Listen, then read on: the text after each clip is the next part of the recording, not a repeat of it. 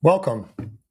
My name is David DeBroat, and this is the LaRouche Show for April 25th, 2021.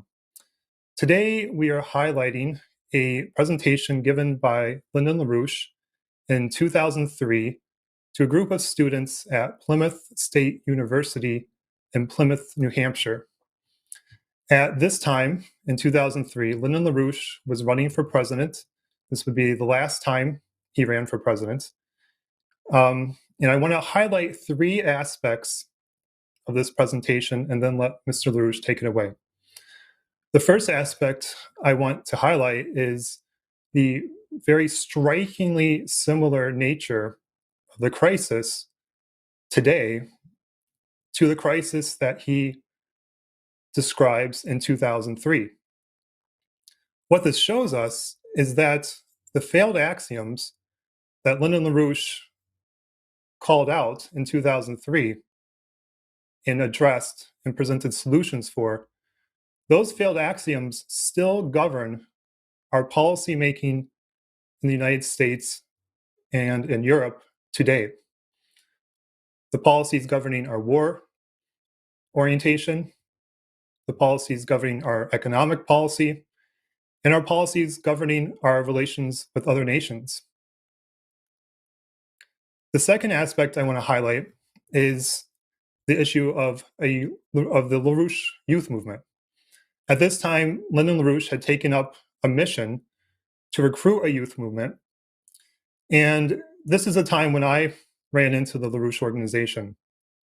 And I think what you'll find in this presentation is you'll see Mr. LaRouche address it explicitly, but also in between the notes, you'll see the insight that Lyndon LaRouche has that into the role that a youth movement plays in addressing the axioms of society.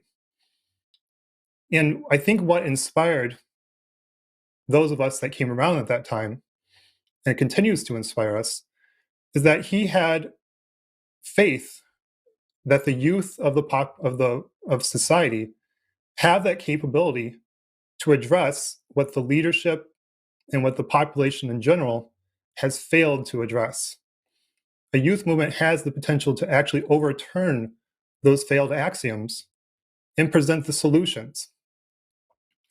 And what Lyndon LaRouche really, what really motivated us, I believe, is that he gave us the means by which to qualify ourselves. He gave us the insight that he had gathered in his lifetime to apply that to our development and to the qualification of ourselves as leaders. Now, the last aspect I want to highlight is Lyndon LaRouche's faith in ideas. And this comes out very, very strikingly at the end, where Mr. LaRouche addresses very frankly that he's not concerned about being popular. He wasn't concerned about being popular as a presidential candidate. His concern was to remain faithful to the ideas that he knows are true. And as he states, eventually a time will come when the population or the crisis will become so severe and portions of the population will recognize that you were right. And then they will act. They will act to overturn those failed axioms and orient society in a new, prosperous direction. And as he states at the end, the role of a leader is to be patient. You have to be patient. Your ideas are not going to be accepted 100% of the time or 50% of the time. You don't act from the basis of getting a response from the population that you wish. You act from the standpoint that you know that these ideas are necessary and you are not going to budge from what you know is true. And if that takes a lifetime to achieve, then it takes a lifetime to achieve. You might not even achieve it in your lifetime, but your role as a leader is not to waver. So with that, I am going to turn it over to Lyndon LaRouche. I hope you enjoy this, and we will see you next week.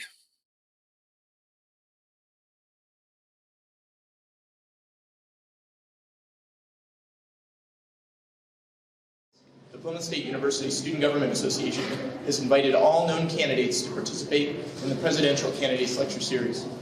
We hope that you'll join us for future visits from those running for President of the United States here in the Fireplace Lounge.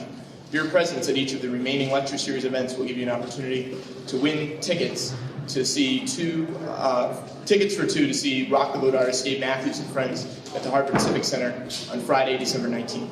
Be sure to see us following today's lecture for your raffle ticket.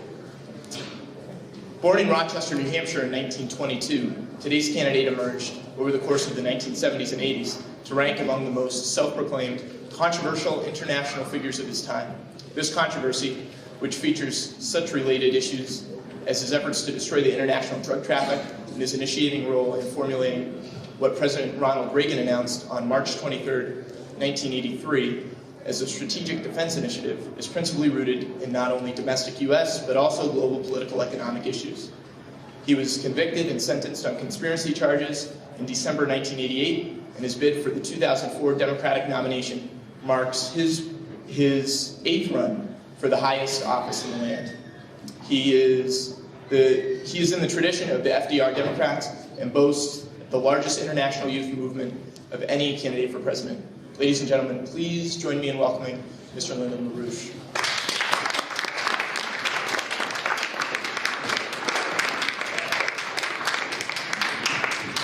I have not yet, nor do I expect to reach the record set by Harold Stassen, who had more presidential campaigns. He was formerly the mayor, the boy wonder of Minneapolis, Minnesota, as a mayor, and he was then the governor of the state of Minnesota during the period of the Eisenhower administration. He was a man of conscience who had belonged to a time when conscience was stronger, and therefore he was less well received in the 1960s and 1970s than he was earlier in his life. But he was still a man of principle, and his memory should be honored today. But that's not my game. We're now in a world crisis and a U.S. crisis. And I'll speak on 3 themes which are relevant to this crisis and relevant to you. First is the nature of the military crisis. You could be in a general war of a special kind, which could spread globally during the coming years ahead. This war is not necessary, but it could happen. And therefore, preventing this war from happening is a prime concern. It should be a concern to all. Secondly, we're now in the period of the breakdown of the monetary system called the floating exchange rate monetary system, established between 1971 and 1972, both by Nixon's actions in August of 1971 and by the Azores Conference decisions of 1972. This system is now disintegrating, and it will fall. Now, with economic processes, the difficulty in predicting exactly when a collapse might occur is that governments can take action, such as printing a lot of money, to postpone a collapse. They cannot prevent the collapse. They cannot prevent its occurring within a limited time frame. But they can make it come sooner, or they can make it come earlier. This collapse is now on. We're looking at things like a collapse of the real estate bubble. You won't see it so much in this area, but if you look around New York City or you look around Washington, D.C., parts of California, you'll see shacks, which are really tar paper shacks. They're wrapped with shrink wrap, and then they put some plastic exteriors on them, and they sell at mortgage prices of $400,000 to $600,000 apiece. If the mortgage bubble collapses, these houses will collapse in mortgage value from a $500,000 range to about half that or less. and the people will no longer be homeowners, but they will probably remain as squatters. This is the kind of situation you have to expect, which we can deal with. It's a soluble problem. A third question is something I'm very much involved with. 4 years ago, I decided the time had come to build a new kind of youth movement. We started it in California, and a couple of years ago we began to spread it, and it's spreading around the world now. It played a significant role in the recent election in California, where we tried to defeat Arnold Schwarzenegger's run for governor. We call it Governor Davis. In the part of the area we took as our responsibility in Los Angeles County and the Bay Area, we played a significant role, the youth did. We turned it around. When we went in there, it was 60 to 40% for Schwarzenegger against Davis. By the time the election occurred in Los Angeles County, it was 51 to 49 in favor of Davis. And we had a much more successful effect in the Bay Area. We recently were asked to participate in the Philadelphia campaign for re-election of the mayor, who was targeted by the Attorney General of the United States, John Ashcroft. And we turned that around. We didn't do it ourselves, but we all agreed on the policy. We went in there, did our job, and we had a small landslide victory over the Attorney General of the United States. Not by vote, but by the results of that election.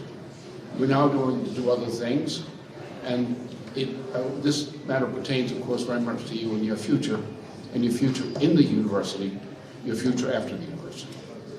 A little more question.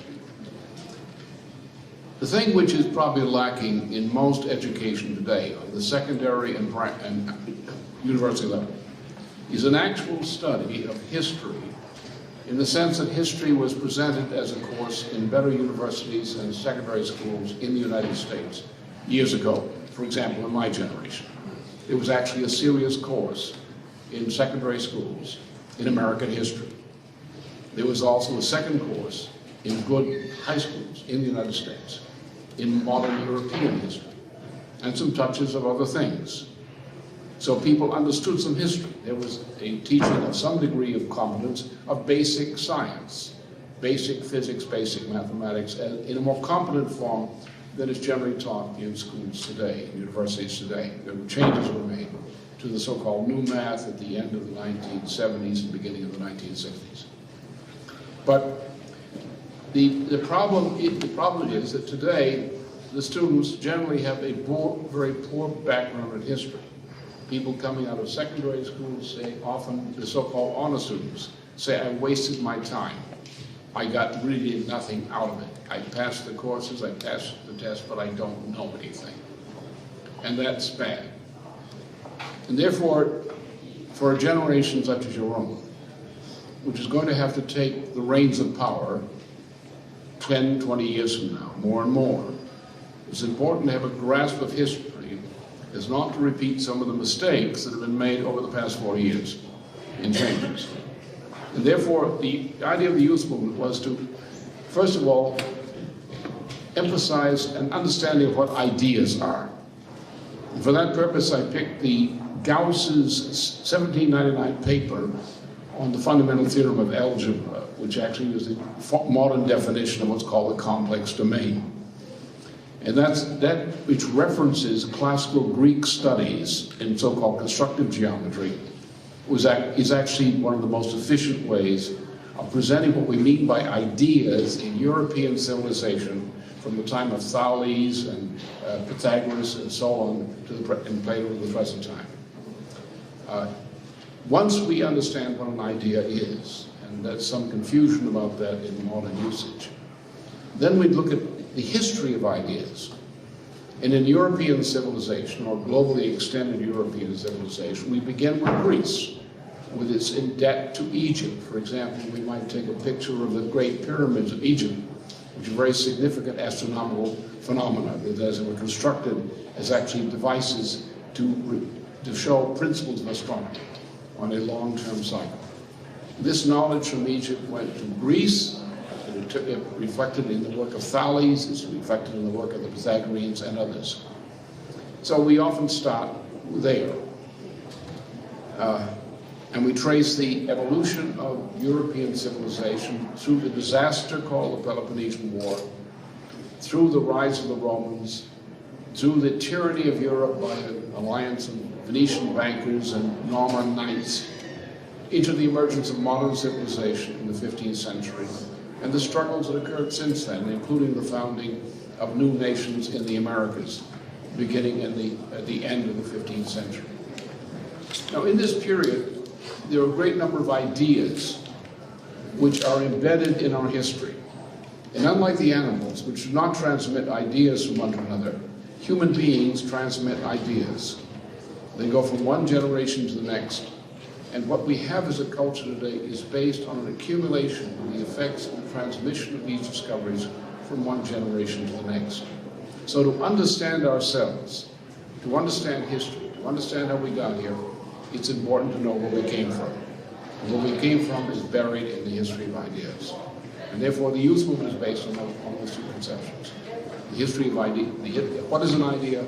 The history of ideas. The youth movement is independent. I don't run it. I inspire it, I provoke it, I try to protect it. But they're on their own. They are essentially a university on wheels. They spend a good deal of their time on these subjects of study.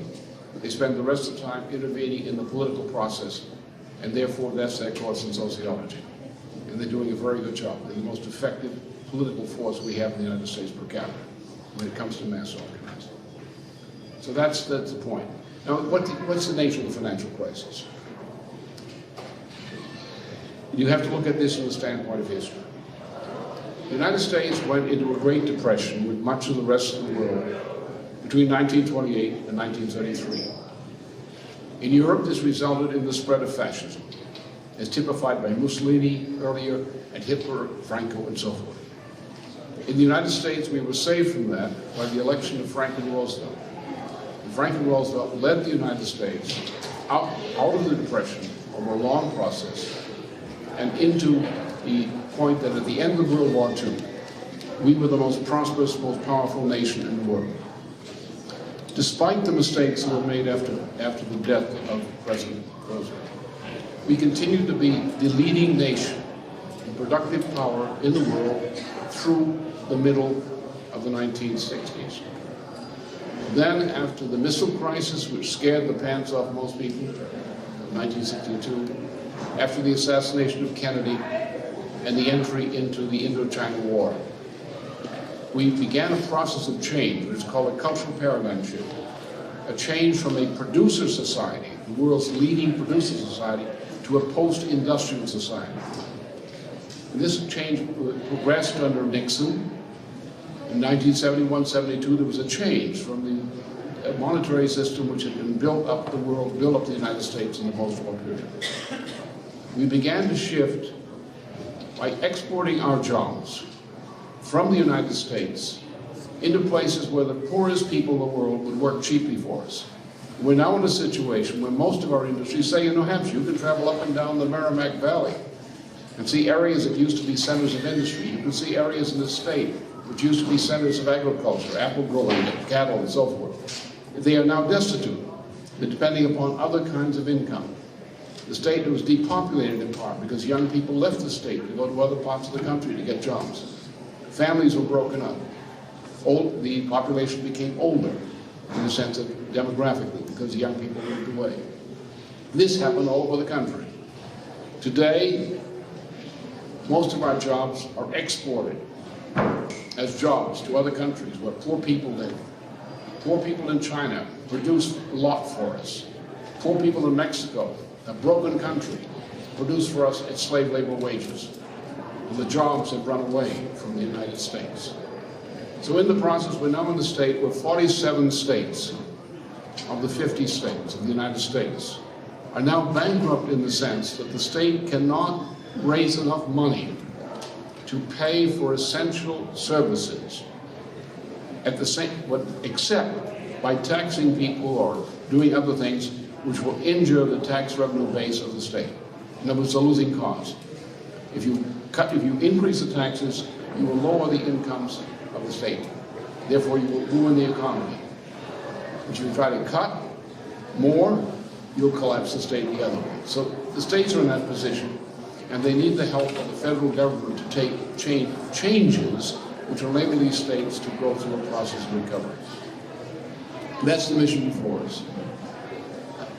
Also, we have at the same time this terrible war. How did it start? There was a big change which came in the course and at the end of World War II. A change in military practice internationally for the worse. The signal of that change was the dropping of 2 nuclear weapons on the civilian populations of Hiroshima and Nagasaki. There was no military necessity for dropping those weapons. Japan was already defeated, was waiting for an approval of the terms of surrender to officially surrender. Those terms were withheld in order to let the bombs be dropped unnecessarily on Hiroshima and Nagasaki. This was the beginning of a philosophy which was called preventive nuclear war. The author of the policy, the principal author, was Bertrand Russell, the well-known Bertrand Russell, who developed this nuclear strategy. The idea of using weapons, nuclear weapons, as weapons so terrible that nations would submit to world government and give up their sovereignty rather than submit themselves to a war. From 1945 until the Soviet Union developed a deployable thermonuclear device, the United States was operating on the basis of a long-term policy of preventive nuclear war to bring the West of the world into subjection.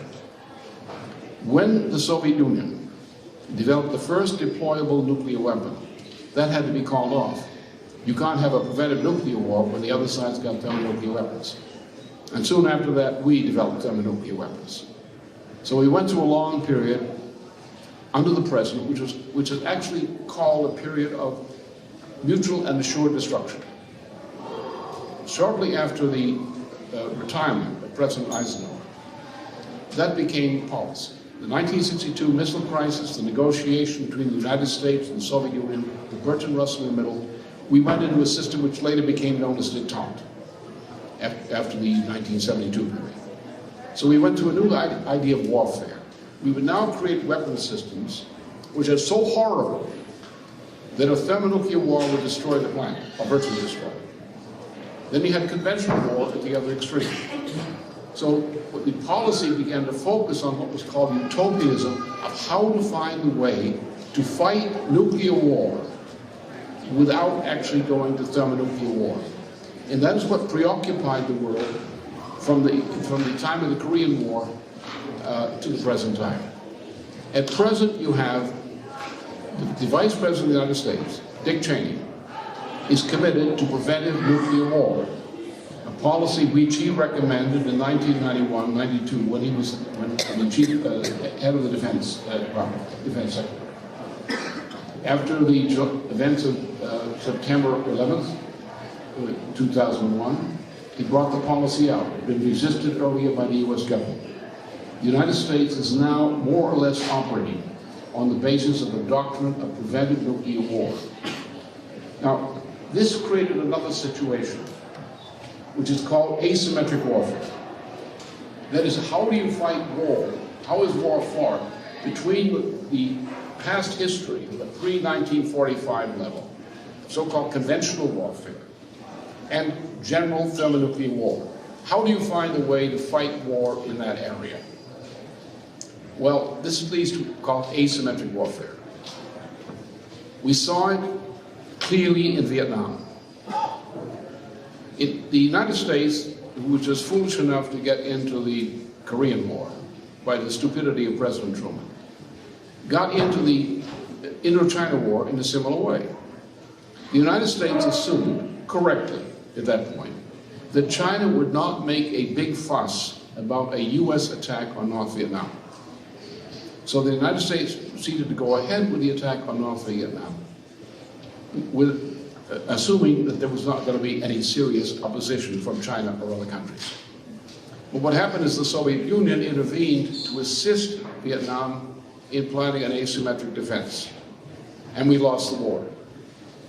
Because one of the things that arises out of this middle area is that people say, as was done to Napoleon, in 1812.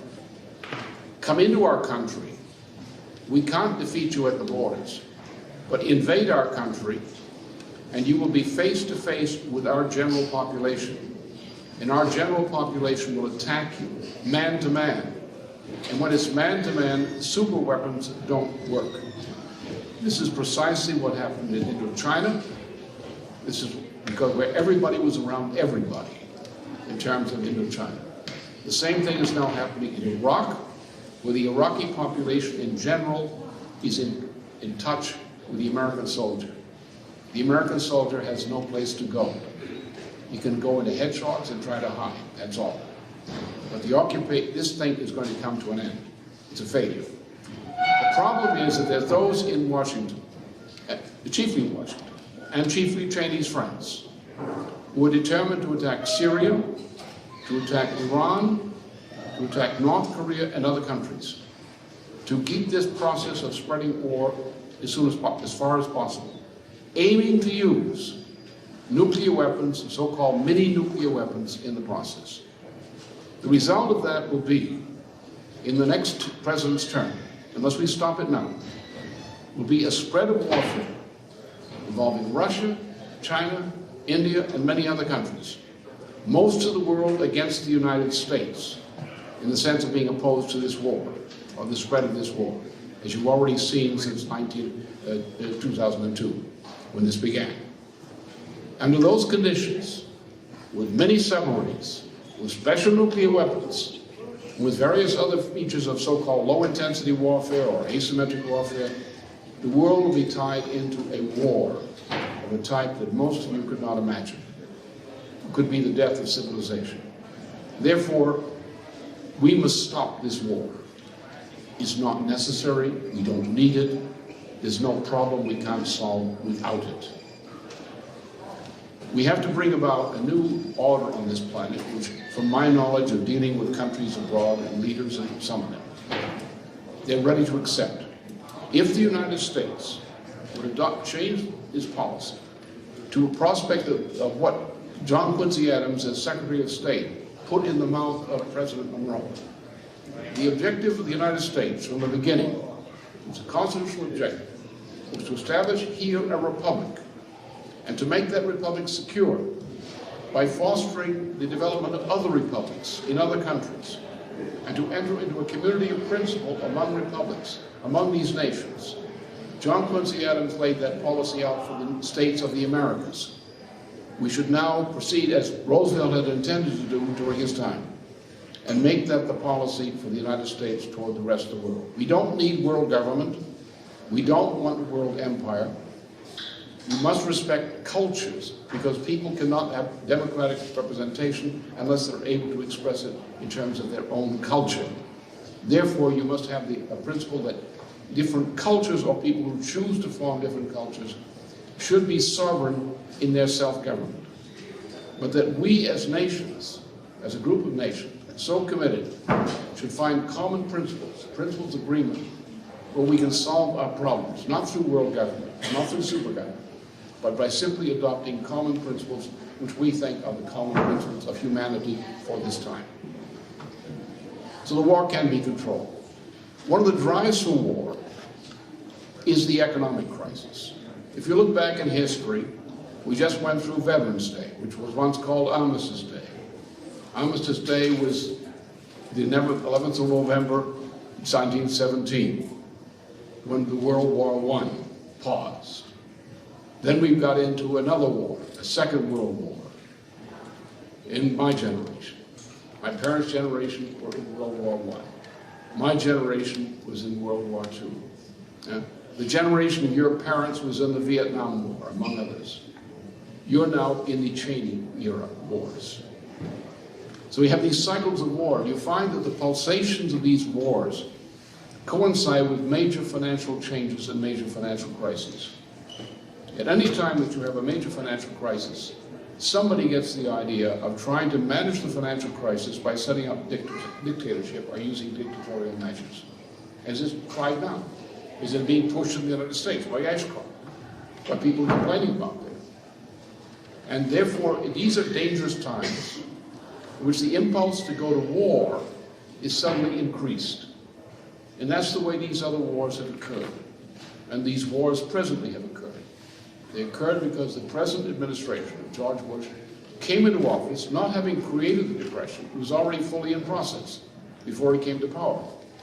But as I observed just before he was inaugurated in 2001, that since he's a dumb man, is not very intelligent on these matters, he was going to be stupid, and we were going to have a very serious economic crisis. And I warned that under these conditions, we would probably be heading into crises or internal crises and international crises, and we have been. So we have to take a look at the war danger and the problems of the economy as related. If we solve the problem of managing the financial crisis, the economic crisis, we can manage the world military crisis. Because there are opportunities for cooperation with China, with the nations of Eurasia in general. There are opportunities in some of our neighbors in South America who would like to cooperate with us. So we could rebuild the world economy in much the same fashion we proceeded to rebuild the war-torn economy at the end of World War II. That's possible. But we have to do one thing above all. The American people are frightened and confused. 80%, the lower 80% of family income brackets have been dropping down in the physical conditions of life since 1977. The lower 80% of the family income brackets in the United States have become almost a lost generation. And politics has been limited to the upper 20% of family income groups. The so-called suburban policy, the Democratic National Committee is an example of that. So the majority of the population has been neglected. And the neglect shows in the faces and conditions of life of our people. We can solve this the way Roosevelt did. There are opportunities to build up our industries. We need large investments in basic economic infrastructure. For example, New England will go into a collapse if we do not begin to develop new sources of generation and distribution of power. We're on the verge of a power crisis throughout New England. That is at least in planning terms, from a government standpoint. We must get to work now, not only in New England, but other parts of the country, to begin to build up power generation and distribution networks which are reliable. We must deal with some of the water crises we have. We have sanitation crises. We have urban crises. We have a breakdown in mass transit. We're clogging highways with traffic. People are spending more time using the highways, superhighways, as parking lots than they are sometimes working. It's a waste. It's destroying family life. These things have to be done. We have to rebuild our hospital system. We have to rebuild our healthcare system. Go back to H. Hill Burton and forget this HMO system. These changes have to be made. Many involve expenditures by government, long-term expenditures. Capital is not current costs as much as capital expenditures. When you create a big project, you create jobs. If you create enough jobs, then the income of the state rises above the break-even level for operation of the state. So therefore, the object in a condition like this is not only to increase employment, but to increase certain kinds of productive employment, which are a stimulant for the growth of the private sector. That's where government comes in. Government can make rules which help investment proceed. Government can also directly, on the state and federal level, can take action for long-term infrastructure projects to build new utilities, which can become private utilities, but to rebuild what we've lost. If we start in that direction, we can convince the American people that we care about them. And the problem is, people today think that the government no longer cares for the people. The people are often against government, big government in particular, because they think it doesn't care for them. When government intervenes on behalf of the people, people like government. When government intervenes against the people, as people believe that the leading parties have done recently, and policies done recently, then they're against government. So if we're going to restore confidence in government, we have to start to pay attention to the needs of the majority of our people. And the time has come that I think we can do that. But to do this all, someone has to tell the truth. Some politicians have to tell the truth. They can't give you the usual political guff you've been getting from these so-called candidates debates, ducking the issues, doing fast talk with no substance to it. Where's the action? What they promised this, they promised that. What are they going to do? Well, in order to explain what you're going to do, they have to do what I do. You have to discuss the nature of the problem, define the problem, and define the actions by which you're going to solve the problem. Those who say we have to defend the U.S. policy of going into war in Iraq are insane. They're not addressing the problem. Iraq was simply one of the stepping stones toward a global war, a spread of global war. We have to stop it. It was the wrong policy. There was no reason to go in. Cheney lied. That's how we got into it. They lied about the problems. There was no reason to go in. There was no need to invade the place. It had nothing to do with terrorism, not against the United States anyway. So we shouldn't have gotten into it. But candidates will not, like even Democrats. Gephardt will not admit it was wrong. And Kerry, who's probably one of the best of my rivals, will not admit it's wrong. He will fudge around it. On the economic question, none of them will tell the truth about the economic question. The U.S. government has given a new meaning to the word snow job through Treasury Secretary Snow. There is no U.S. recovery. It's a snow job. The U.S. economy is collapsing. The jobs are collapsing. Industries are collapsing. What he's talking about is a big accounting swim with fake figures. So first of all, to get this process, political process, there has to be a discussion which people who intend to run for high office should go before the people and stop the guff and talk about the kind of problems I've addressed. They have to talk about the war problem, how to stop it, what the alternative is. They have to deal with the economic problem, discuss it, define the problem, debate the problem, and debate the solutions. What's important is not whether they're right or wrong or not.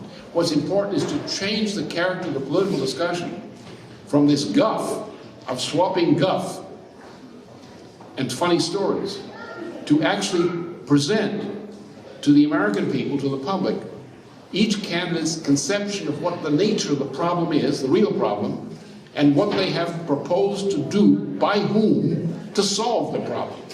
They have to do that on the question of war, they have to do that on the question of economy, and they have to do it in relationship to your generation. Because you are going to be the decisive factor in this election campaign. You are the muscle, the political muscle. When you organize, you have more impact per person on the political process than any other citizen of the United States.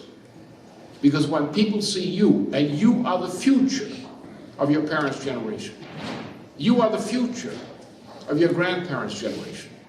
And what happens to you determines the outcome and meaning of their lives. When you mobilize yourselves and demand that the questions be discussed, demand that the answers be concrete, demand that the debates among these different proposals occur.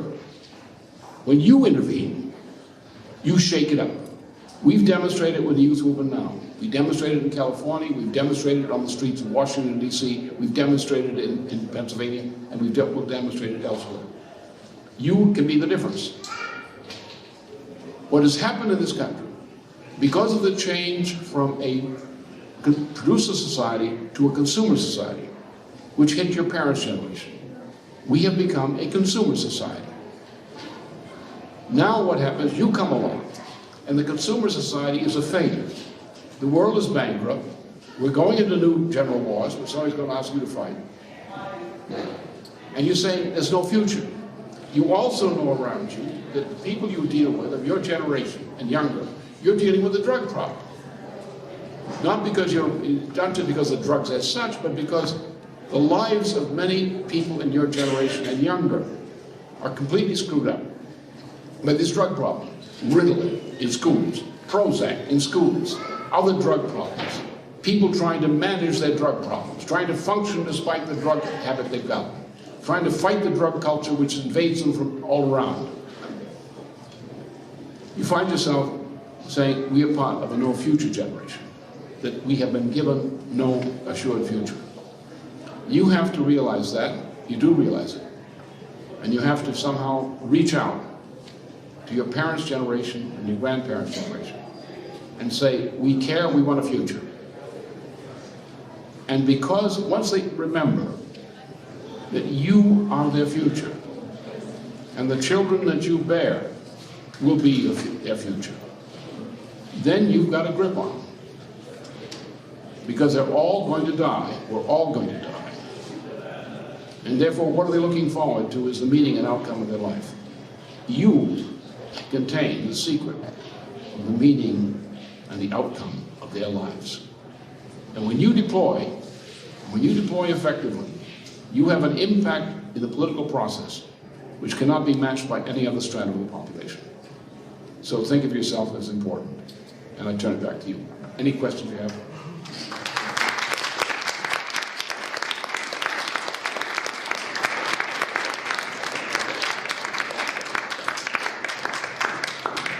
At this time, we're going to open up the floor to any questions that you may have for Mr. LaRouche. So step right up.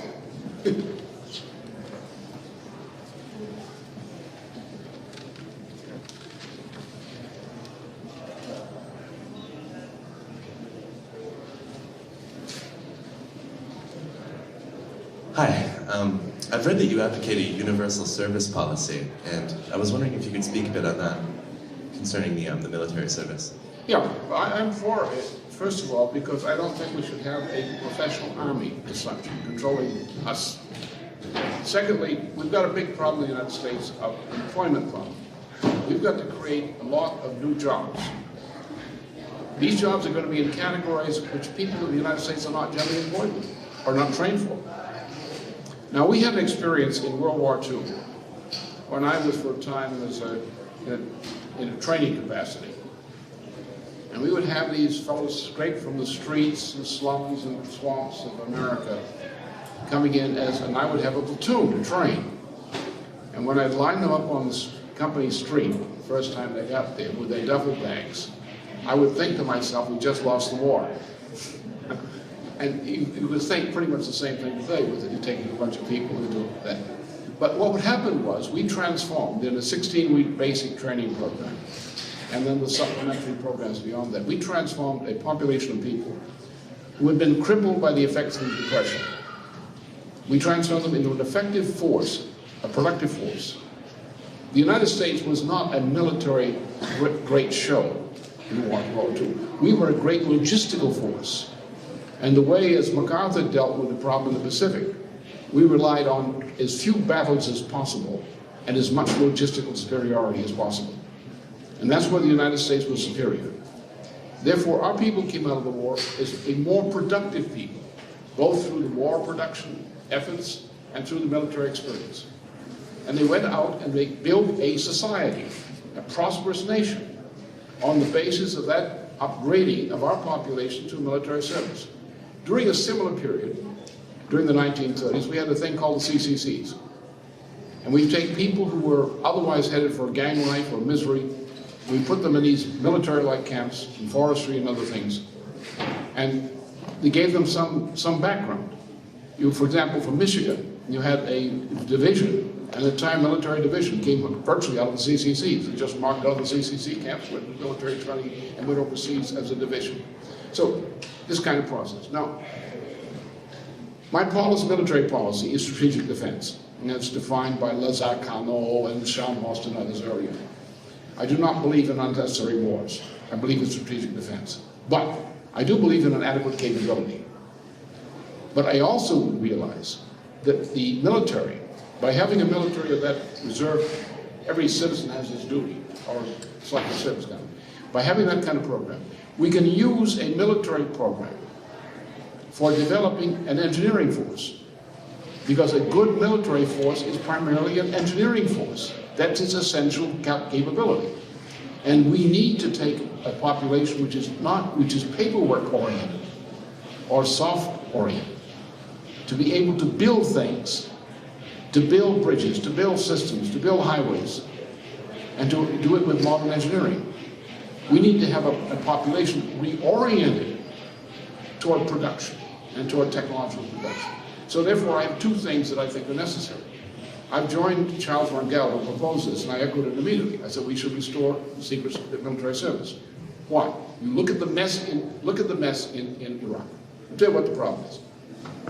We have generals and colonels and so forth today in the Army and Marine Corps who by all standards are competent. But what are we doing with our youth? Some of you may know about it. What happens is the military will go into a family, a 17-year-old kid, and give a donation or a help to the parents if the kid will sign up for military service. They go into military service, what do they get for training? They didn't get the benefits of my excellent training. They get something else. They got a computer. They got video point and shoot training. What are they good for? Point and shoot. They're like the Columbine killers. They were point and shoot experts. They were trained on these videos, which are point and military style point and shoot training. We have police forces, special units of police forces, which are dangerous. All they know is point and shoot. They get a suspect and they'll unload every weapon they have, and then say, why'd we do that for? They just have this instinctive point and shoot. So we sent in point and shoot people into a situation which is largely an occupation engineering job. And we didn't have the troops for it. We didn't have the Corps of Engineers. We used the little Corps of Engineers we had for policemen, for traffic policemen in Baghdad. So we had no capability of occupying the country. We didn't have enough troops in there to do an occupation job if we were going to do it. And the troops we had were not generally qualified to deal with that kind of situation. They were trained for it. So my view is we need a military which is competently trained. We need to listen to the generals and colonels about what an operation is before going to war. And when they say don't do it, and give you a good reason why, don't do it, as the generals, the Marine Corps generals and the Army generals said to Rumsfeld, don't do it. It's a mistake, it's horrible. So, and the second thing is, we need to get a sense that this country is ours. And when you're in military service, in the United Reservists, you sense that you're part of a country that is yours. It's not somebody else's army, it's your army. And you demand the kind of training which fits your requirements. And therefore, to me, this idea of special programs of education, work in education, to get some of the people who are on drugs and so forth off the streets, out of the crime areas, get them out there, give them a future, put them to work in ways where they can get their dignity back, get some knowledge. And we also use the military with the idea of not having something that's going to go to war necessarily, something that's competent if it had to go to war, as in World War II. But the basic training is to produce a military corps of engineers which will do, when emergencies come up of any kind, you have a military corps of engineers which is qualified to step in and adapt itself to any task in the national interest, or called upon as National Guard by the governor for an emergency in the state. And that's the purpose.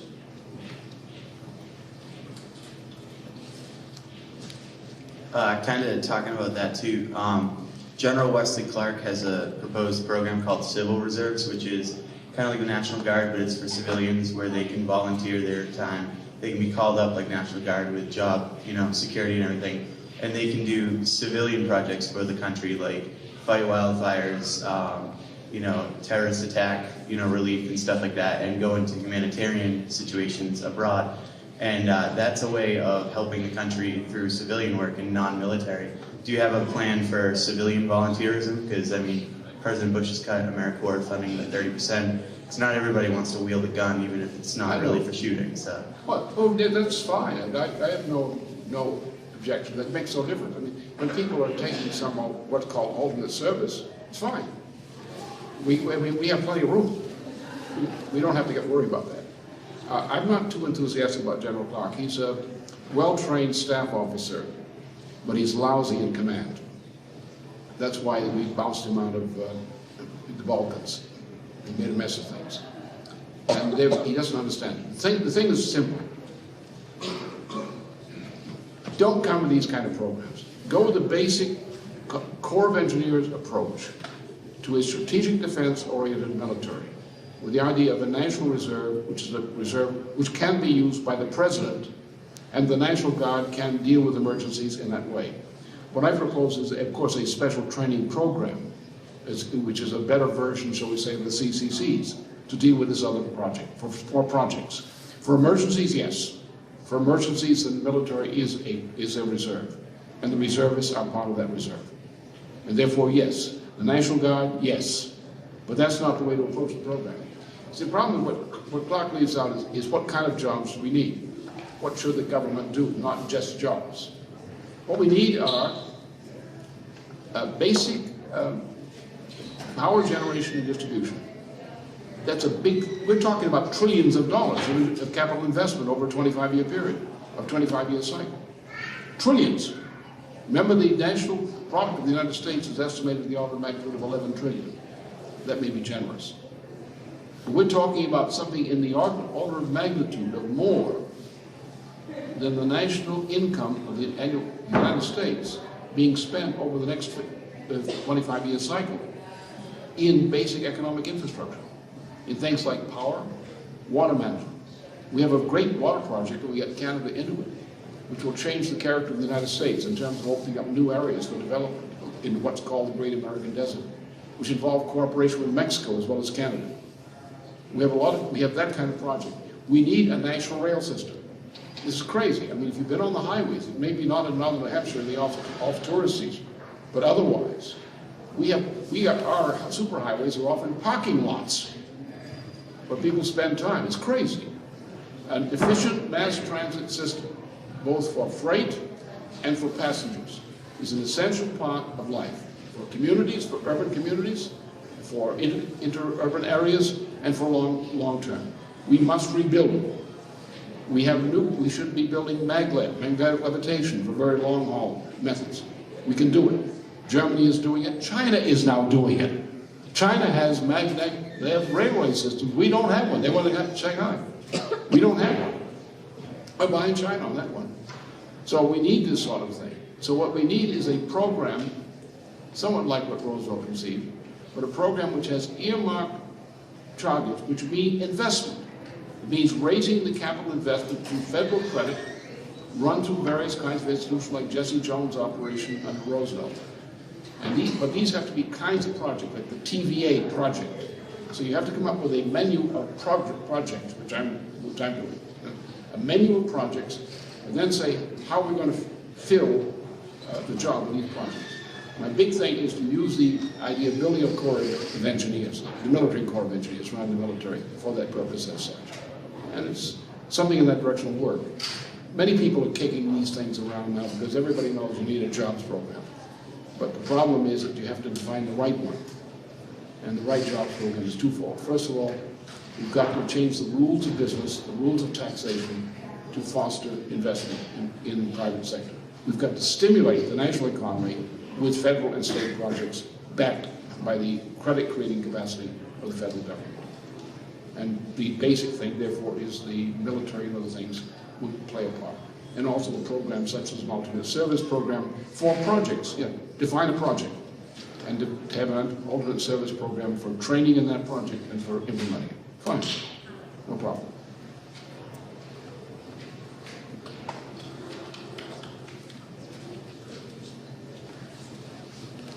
Recently, the Bush administration has been slacking on what the EPA has been warning about. I want to know what your feelings were about conservation and if you're planning on developing railroads, like how you're going to conserve. The United States, is 4% of the world's population, and we consume 1/3 of the world's resources. What? The United States is 4% of the world's population, and we consume 1/3 of the world's natural resources. Just wanted to know what your feelings on conservation were. Well, I'm involved I spend half my time outside the United States, and I'm involved with circles of government in many parts of the world, including Asia, Russia, Europe, South and Central America, and so forth. And also the Africa problem, which is a different dimension of the problem. It's actually sub-Saharan. What we have now is in Europe, something I got involved in, especially in 1998 when the Russian bomb crisis occurred. I proposed that we should, I proposed actually in the Clinton administration, that we should support a strategic triangle policy of cooperation among Russia, China, and India. on the basis that such cooperation among three nations with somewhat different objectives and different cultures would create a basis for uniting cooperation throughout Eurasia. Because Western Europe needed the market of development of Asia seriously, they desperately needed it.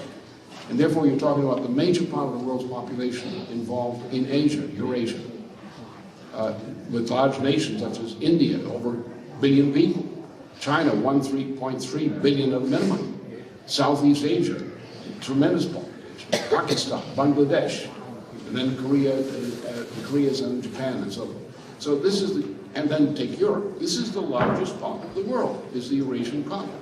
That's what we're involved in. My policy essentially has been, and I've been involved in this, I developed this policy called the Eurasian Land Bridge Policy, which was actually part of my work from 1988 on. With this content is to take, for example, you have all these populations here. In China, 1.3 billion. India, 1 billion. Bangladesh, Southwest Asia, Myanmar, Indonesia, a large country. So where are you going to get for a growing population, with China moving more and more inland from the coastal areas through infrastructure development, large-scale water projects and so on? Where are you going to get the raw materials, the minerals, to meet the requirement of those coming generations of this large section of the world? Well, that's in Central and North Asia, in Kazakhstan, in Russian Siberia. That's where the minerals are, under tundra, in desert areas. There are also problems in managing minerals in this area. In some parts of the world, you know, most of the minerals we get come from fossil deposits.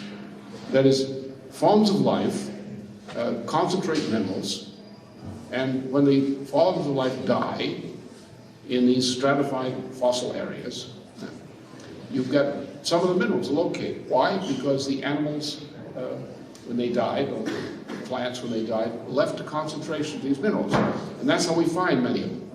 Now we are presently using up, in some categories, we're using up some of these minerals more rapidly than we can replace them. So therefore we have a great management problem, which is actually goes into Russia's science and geology, where they're the experts in this area, which we have to have a twofold program. One, the general development of Central and North Asia as habitable territory, inhabited with industrial and separate development. That makes it possible for us to develop the use of areas of mineral resources.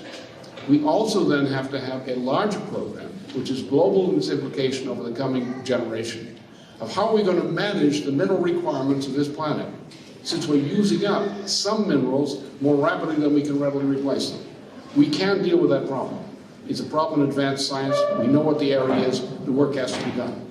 So therefore, what we will be doing in the United States, for example, where we have tremendous mineral resources in undeveloped areas of South America, for example, we will be cooperating with these areas of the world, scientifically and otherwise, to develop a global program for mineral resource management, to make sure we have the programs to use the kinds of minerals or to replenish or alter the kinds of minerals we require for future needs. And thus we're able then to deal with the needs of countries like China, India, Bangladesh, and so forth, and by assuring them that they have a future.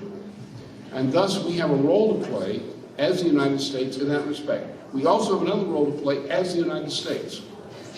Ours, which some people don't know, ours is the only constitutional republic which has not been whose constitution has not been overturned repeatedly since ours was founded. No other part of the world has a constitution as durable as ours. This durability lies in two things. First of all, that we're a presidential system, not a parliamentary system. That's one of our great strengths. When you assign executive functions to a parliament, as if you assign it, say, to the Congress, you will get a lousy government. It won't function. You need checks and balances, which include the Congress, on the federal function. But without our kind of federal government, you can't function successfully in this way. Secondly, about durability. Every crisis will crack a parliamentary government Our government is the only one that is capable, under our constitutional system, to deal with that kind of crisis effectively without a fundamental change in our Constitution. Secondly, we are free, in principle, under our Constitution, from control by private banking interests. Admittedly, that has changed. That has been corrupted under Jackson, who brought in the land bank system, which was corruption. We were corrupted by the introduction of the Federal Reserve System, which has undermined our sovereignty to a significant degree. But under our system of government, where every other government in the world has trouble, when it comes to a financial crisis, when the debts are so great, but they can't be paid, when you're under the control of the banking interests, they will say, let the people die, the debts get paid first. If you're under the US government, with a president like Roosevelt, you say the people come first. We'll manage the banking crisis, but the people come first, the general welfare comes first. It's a peculiarity of our system of government, which is relatively unique in the world. And therefore, despite what we've become under some bad governments, bad presidents, we are still the model republic for the world, because things happen in Europe and never really worked there yet. And therefore, we have two roles. We have a historically determined role, despite the lousy performance we have now. We are a key republic for the world. We used to be admired by the world before the present administration, when Roosevelt was still alive. We were admired by the world before. They wanted us, they trusted us, no more. But we still have historically the position that we are a nation to be trusted when we are true to ourselves. And therefore, we look at the problem of Eurasia, of trying to bring together diverse cultures, many nations that represent diverse cultures, of dealing with the genocide in Africa, of dealing with the crisis in Central America and South America. We in the United States, if we are committed, we can change the world. And I know it personally, because I'm in touch with many of these people. I know what we can do. I know what I can do as president. We have the people in the United States who are available. I could throw a government together quite easily. We have people around the world who are willing to cooperate with this kind of program. We can do it. We are not the great power in numbers, but we're a great power in terms of an idea. The idea of the American Revolution. The idea of our Constitution, which is still a viable instrument. And with that instrument, we can be a force for good in the world. We can bring people together for cooperation who will not otherwise come together for cooperation. So we are important, but we have to understand what our importance is. And when we try to use force to repress the rest of the world, we're no longer important. A big splash. A lot of people aren't convinced about his actual faith and ideas versus just making the bottom dollar work. There's a certain bullying nature people are anxious about. But what I've seen in this area, observed, is that many people that have very progressive ideas and would leap at your answers, as I do, because I think they're the soundest ones out there, are swayed by the idea, or by the concept, false concept, that they have to elect the candidate based on the most amount of following. And this is sort of a lemming approach, following the sense of build up the momentum around one candidate, with the idea that their primary target is to beat Bush, no matter what. I was just wondering if you could comment on the thinking without seeing that. Thank you. Well, see, people think that they think that government is a delicatessen. And they go into the delicatessen and they have to take what's offered in the delicatessen. They don't realize that our government is such that it doesn't belong to anyone, really, under our Constitution. The Constitution is something that the people who are elected must conform to. Our government has an implicit mission orientation embedded in us from the formation of the government, from Benjamin Franklin, and Europeans who supported us. So the person who becomes president finds that instead of occupying the office will occupy him. The office will take over the president. Because the president can't give orders. The president can give a command, he can give an executive order, but how is it carried out? It's carried out by a vast apparatus of government institutions with the consent of the Congress. The president has special powers, but they lie in the institutions of government, the military, the intelligence, the various departments of government.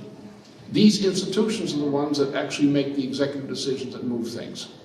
And when a president walks in there, he works for them. He's a part of the constitutional system. He can make certain kinds of decisions, but he's limited by that.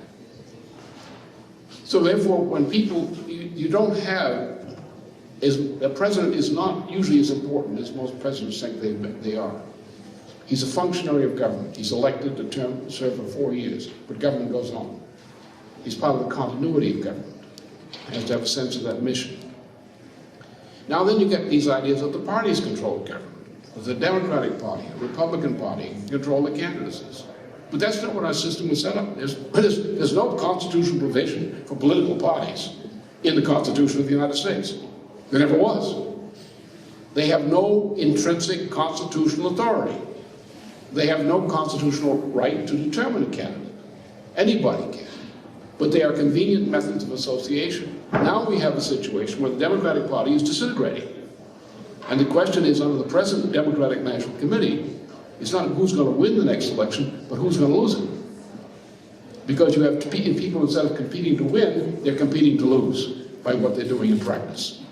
All of the Democratic candidates I'm up against are losers. They're not doing anything to win. So the question now is that the person has the myth that somehow there's a system, such as the news media or some other system, that's going to determine who's a credible president. Well, a credible president depends upon having a credible population, a credible citizenry. The citizens, let me go back one step just to get this clear. The nature of history, the nature of government, is it proceeds in long cycles. Why? Because often popular opinion and institutions make wrong policy decisions, as we made back in the middle of the 1960s and going into the Vietnam War, going from being a producer society to a consumer society. That was a mistake. This mistake became popular. It became more and more popular. Changes occurred. Deregulation, so-called free trade. These were insane ideas. They became popular. They were taught. So now the American people have destroyed themselves over 40 years with bad ideas that most of them have adopted. 80% of the population hates the policies because they're suffering under them. But they still believe they're obliged to go along with it because it is so-called official popular opinion. Now then you come to the end of the cycle where bad ideas, like bad axioms in a geometry, will lead to a crisis sooner or later. Then somebody has to make a change. We are now in a time of change. The reason the Democratic candidates that I'm running against are so bad is not that all of them are bad, some of them are not bad. Some of them for ordinary times are very good. Kerry would be a good man for ordinary times. But they're not measuring up to the fact of the situation. We are in a time of fundamental change. We have to go from being a consumer society to being a producer society. We have to go from a consumer society on its way to hell by way of war for a society going back to prosperity and peace. This means a change in the assumptions of behavior held by most of the population. The person who's qualified to be a president is the person who gets out there and changes, or is qualified to change the ideas of the people about their own ideas. Is to convince the people it's time to change their own opinion. So in popular opinion or convention should never be allowed to govern who is the president. Somehow, sooner or later, and you have to be patient around this, as I can tell you, sooner or later you have to have the right ideas, but you have to have patience. Because if the country is going to survive, sooner or later they're going to accept the change in ideas. And they're going to accept the person who is qualified to implement not accepted ideas, but the necessary changes in ideas, the way they elected Franklin Roosevelt in 1932. And in a sense, I'm analogous to Roosevelt in 1932. And I have all the people against me who were against Roosevelt in 1932 are the comparable people. And if I make it, we make it. If I don't make it, I don't know whether we make it or not. That's the way history is. nations go down. They pay terrible penalties for mistakes. The Germans made a mistake when they allowed Hitler to stay in office in 1933. Because when the Reichstagsfire occurred, Hitler became a dictator and world history was determined. The German people did not have the sense to react against Hitler at that time, before they had a chance to do so. And that's often the case in this. Penalty is, you make a change in a nation when you have to, when the time comes that you have to make the change against bad ideas, bad habits. You have to have people who will lead the charge on changing habits. And you have to have a population that is willing to accept that change. That's all I can do, all anyone can do. I do the best I can. Thank you. Thank you all.